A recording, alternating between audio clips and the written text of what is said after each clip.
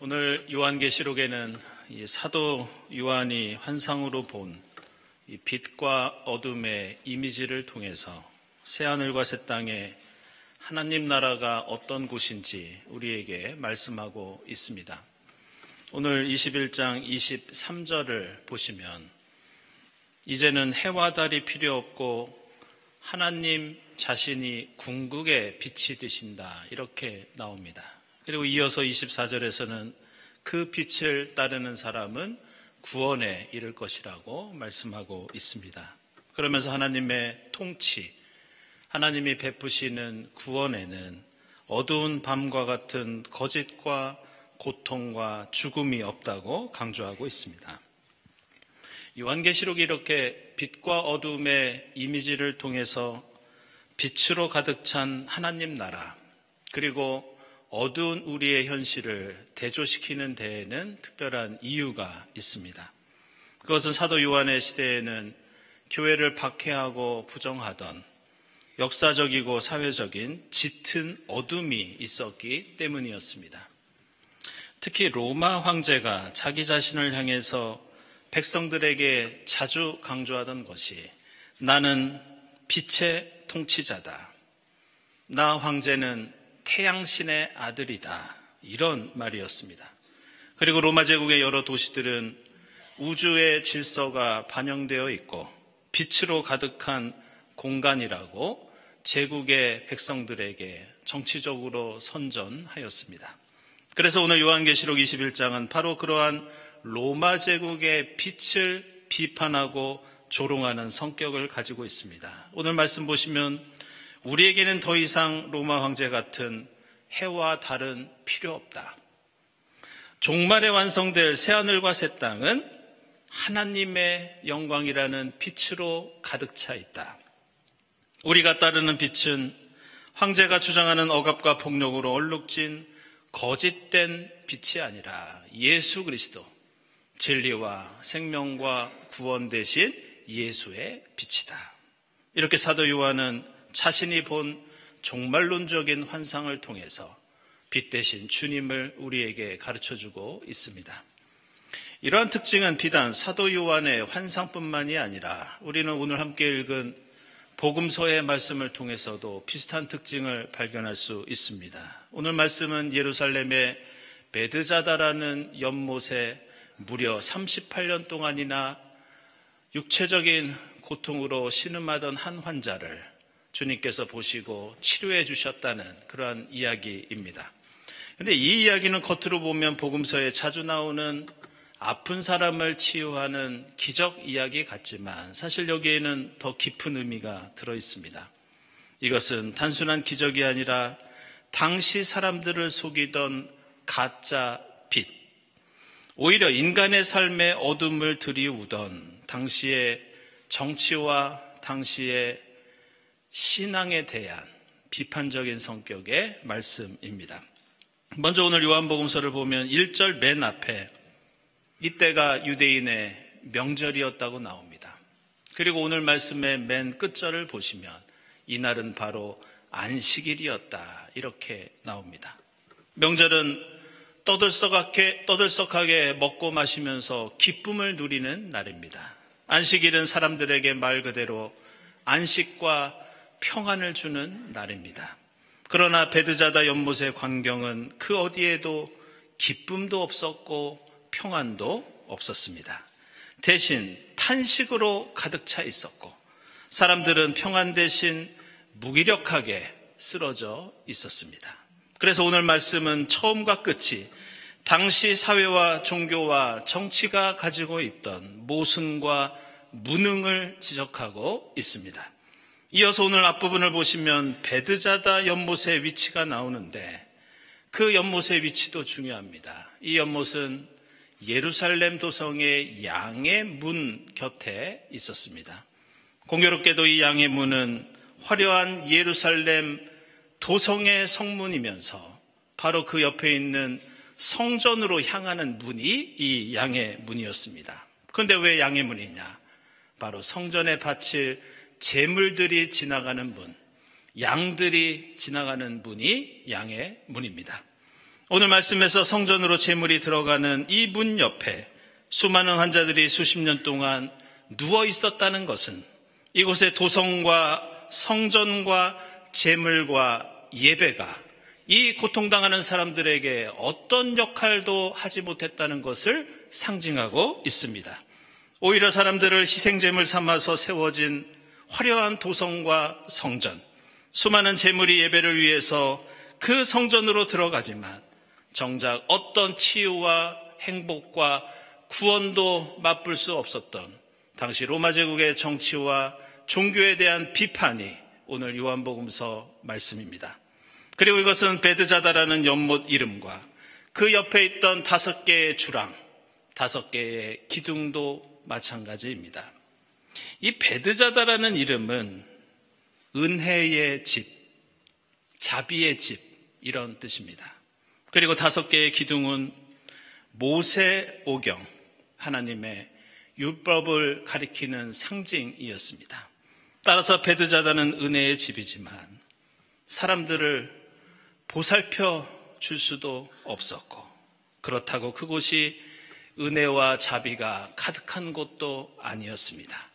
몸이 아픈 연약한 이들은 뜨거운 태양과 사람들의 차가운 시선에 그대로 노출되어 있었고, 그마저도 수십 년에 한 번 물결이 일 때에는 환자들이 아비규환 속에서 무작정 연못을 향해 달려가야 하는 무자비한 경쟁이 있는 곳이 이 은혜의 집이라는 이름의 베드자다였습니다. 하나님의 율법도 우두커니 서 있던 돌기둥처럼 사람들에게 기둥은 있지만 지붕도 되어주지 못하고 벽도 되어주지 못하는 어떤 능력도 없는 과거의 유물 뿐이었습니다. 그래서 예수께서는 명절과 안식일에도 화려한 성전과 도성 앞에서도 누구에게도 위로와 희망이 되지 못한 당시의 지도자들의 통치와 유대교 신앙에 대해서 다음과 같이 말씀하고 있습니다. 너희는 스스로 빛이라고 자랑하지만 그것은 빛이 아니라 어둠이다. 너희는 38년이나 누워있는 처 환자처럼 그저 오랫동안 자리나 차지하고 있는 무기력한 존재가 아니냐. 그러면서 참된 생명의 빛이 무엇인지 일어나서 내 자리를 걷어가지고 걸어가라는 말씀과 함께 그 기적과 함께 세상을 밝혀주는 참된 빛이 누구인지 드러내시는 것이 오늘 요한복음서의 가르침입니다. 오늘 우리가 또한 함께 읽은 이 사도행전은 우리가 살고 있는 이러한 어두운 세상 속에서 그리스도인이 그렇다면 어떻게 세상을 밝게 할 수 있고 이 땅에 주님 나라를 이루기 위해서 노력할 수 있는지 알려주고 있습니다. 그리고 그것은 복음이 전파되는 과정에서 그리스도인들이 서로에게 베풀었던 작은 환대, 작은 친절, 작은 봉사, 작은 사랑이 바로 세상을 밝힐 수 있다는 것을 우리에게 가르쳐주고 있습니다. 오늘 사도행전 16장에는 그런 사람들 가운데 우리에게 잘 알려진 가장 대표적인 여인 한 명이 나옵니다. 그 여인은 바로 루디아입니다. 그는 빌립보에 사는 자색 옷감을 만들고 파는 사람이었고 바울이 전하는 예수 부활의 복음을 듣자마자 그 가정 전체가 세례를 받고 그는 그리스도인이 됩니다. 그리고 오늘 말씀처럼 바울 일행이 복음을 전하며 여행을 할 때 그들을 환대하고 자신의 집으로 초대하면서 루디아는 한 사람의 가정이 아니라 그때부터 예배드리는 가정교회가 됩니다. 그런데 놀랍게도 이 루디아의 집은 세계사에서, 교회사에서 유럽 최초의 교회가 됩니다. 따라서 유럽 대륙을 향한 선교가 그 루디아의 집에서 시작되었으며 그 선교 역사의 출발은 대단한 사건을 통해서가 아니라 루디아가 바울과 일행들에게 베풀었던 작은 호의와 친절과 환대와 사랑을 통해서 놀라운 구원의 역사가 시작되었습니다. 그 후로도 루디아는 바울과 복음의 일꾼들을 적극적으로 후원하고 도와주었고, 그 사랑은 개인적인 호의를 넘어 예수 그리스도의 참된 빛이 어두운 세상을 밝히는 놀라운 복음의 역사로 이어집니다. 따라서 오늘 사도행전은 어떤 능력도 구원도 없는 로마의 정치와 종교 속에서 초대교회의 지극히 작은 이들을 통해서 성령께서 어떻게 역사하시고 어떻게 어두운 세상을 밝히는 복음의 역사가 확산되었는지 우리에게 명백히 가르쳐주고 있습니다. 몇 년 전에 저는 우연히 오늘 사도행전 말씀과 비슷한 경험을 한 적이 있는데, 제가 유학 시절에 이 중동 지역에 있는 레바논이라고 하는 나라에 종교 간의 대화와 이 평화 운동에 관한 그 컨퍼런스가 있어서 참석을 한 적이 있습니다.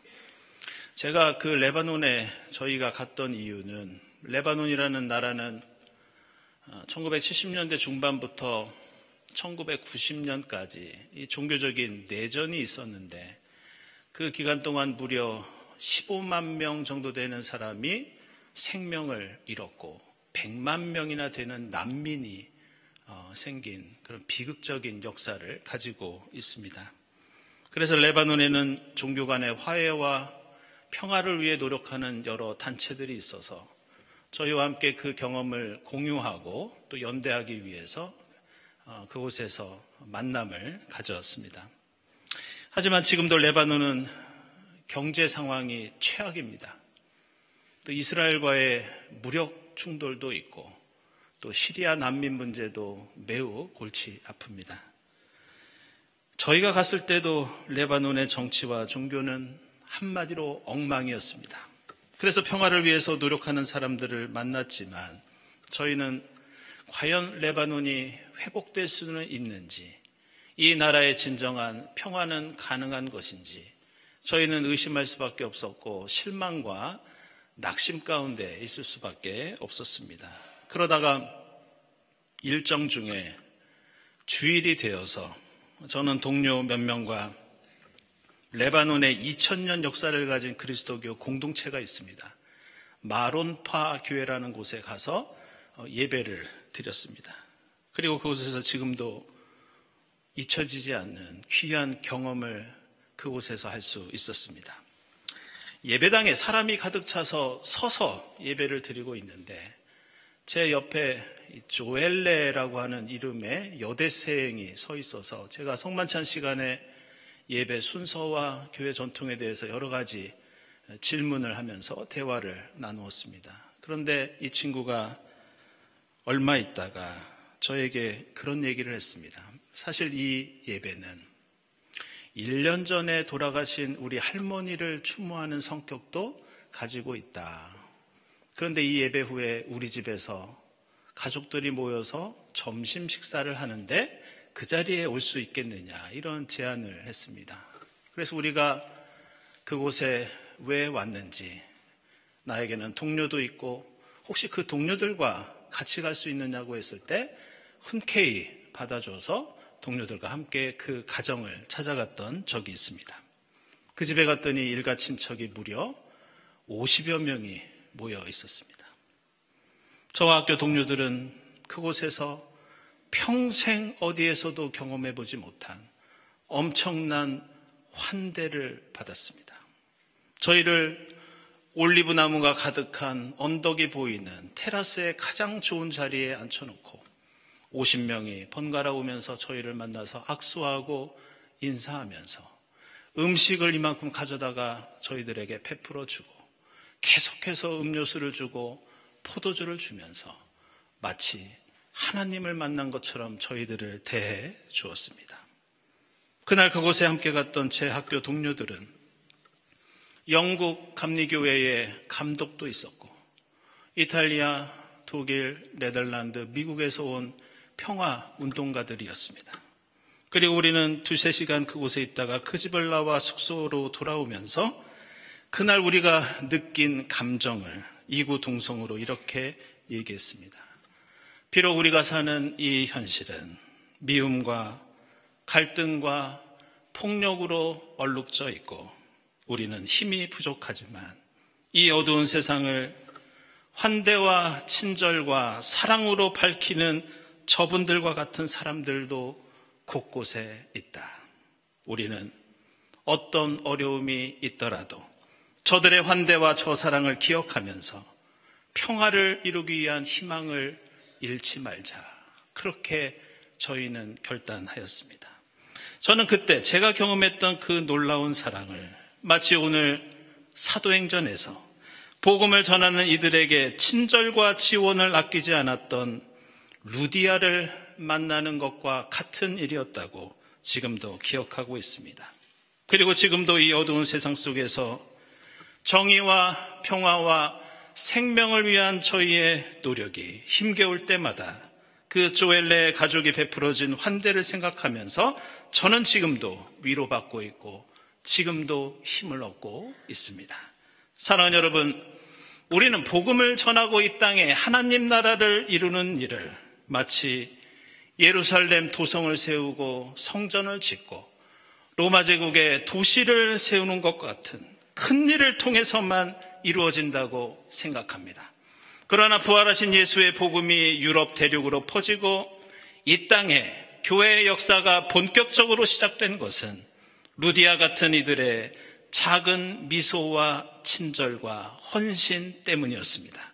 화려하고 웅장한 도성과 궁전과 성전이 아니라 20-30명이 모여서 떡과 포도주를 나누며 사랑을 실천했던 루디아의 가정이 유럽 그리스도교 역사의 출발점이 되었다는 것을 우리는 잊지 말아야 합니다. 우리는 요한복음의 시대나 요한 계시록의 시대나 레바논의 정치와 종교처럼 참으로 무기력하고 무능력한 종교와 정치의 시대를 이 나라에서 또한 살아가고 있습니다. 그리고 어떤 나라보다 전쟁의 위협과 정치적인 혼란 속에 살아가면서도 그리스도인들조차도 이념적인 갈등과 정치적인 혼란 속에서 하염없이 헤매고 있습니다. 이러한 세상 속에서 세상을 향해 하나님의 빛이 퍼지기 시작하는 곳은 이웃을 환대하고 사랑하는 따뜻한 루디아의 마음, 그리고 루디아의 작은 집과 같은 교회입니다. 그 마음과 그 집이 복음 역사의 출발이 되고 하나님 나라의 시작이 되었다는 것을 잊지 마시기를 바랍니다. 부활절 6째 주일을 맞이하면서 루디아처럼 그리고 초대교회의 무명의 그리스도인들처럼 서로를 향한 작은 친절과 환대와 헌신을 통해서 어두운 세상을 조금씩 밝게 변화시키는 빛의 자녀들이 될 수 있기를 주님의 이름으로 기원합니다. 기도하겠습니다. 하나님, 저희의 믿음, 저희의 신앙 공동체가 무기력한 성벽이나 성문이나 기둥이 되지 않게 하옵소서. 저희 모두 환대와 친절과 사랑을 통해 세상을 밝히는 작은 등대 같은 빛의 자녀들이 되게 하옵소서. 예수 그리스도의 이름으로 기도드리옵나이다. 아멘.